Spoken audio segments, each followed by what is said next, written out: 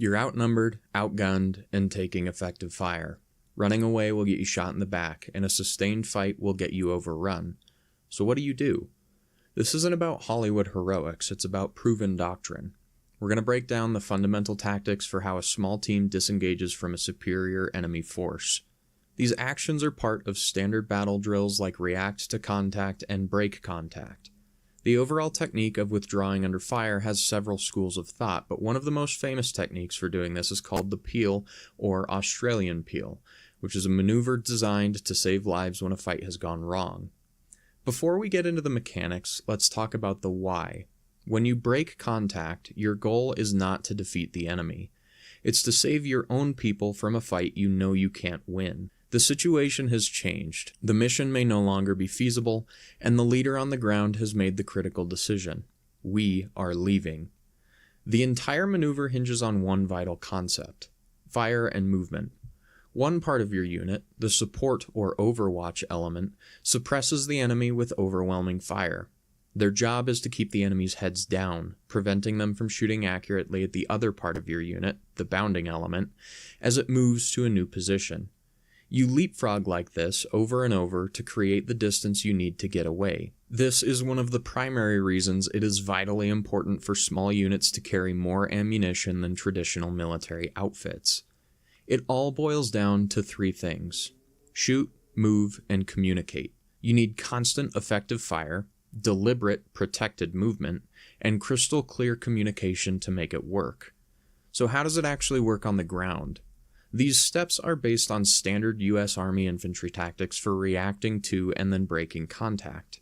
The moment you take fire, the response has to be instant and automatic. Your team returns overwhelming, well-aimed fire, finds cover, and works to gain fire superiority.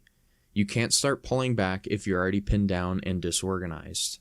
This initial violence of action is critical, and it's why once you've gained fire superiority or realize that you never will, the leader has to make the call to break contact. This is where the leader on the ground earns their pay. They have to quickly assess that the fight is unwinnable and make the call: break contact.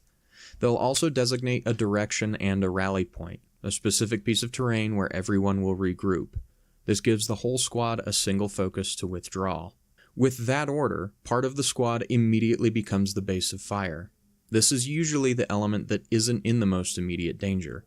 Their only job is to pour heavy, suppressive fire onto the enemy. This is where leapfrogging away begins. The element in the most danger moves first. They use smoke grenades to obscure the enemy's view and then execute a bound, a short 3 to 5 second rush to the next piece of cover behind them. As they move, they yell moving so the support team knows they're exposed and need that covering fire. As soon as that first element hits its new position and gets cover, they yell set. They immediately start firing on the enemy, becoming the new base of fire. Now the roles are reversed. The team that was just providing cover pops their own smoke and bounds back behind their sister element. This leapfrogging process continues until the entire unit is out of the enemy's effective range. On paper, this sounds clean. In the real world, it's controlled chaos, and it can go wrong fast. The most common point of failure is ineffective suppressive fire. If your base of fire isn't actually keeping the enemy down, your bounding team is just running across a shooting gallery. Communication is just as important. If the set call is never heard, the covering team might move too early, leaving both elements exposed. If moving is missed, the team might not get the surge of fire they need at the exact moment they need it. So there's two primary techniques to learn.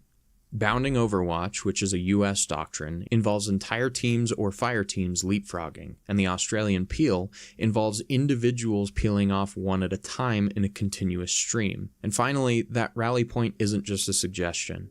A successful break contact doesn't end when the shooting stops. It ends when the squad is reassembled in a secure location, has 360-degree security, and has accounted for all its people and gear and is ready for what comes next. Mastering this isn't just learning a drill. It's about turning pure chaos into controlled, decisive action.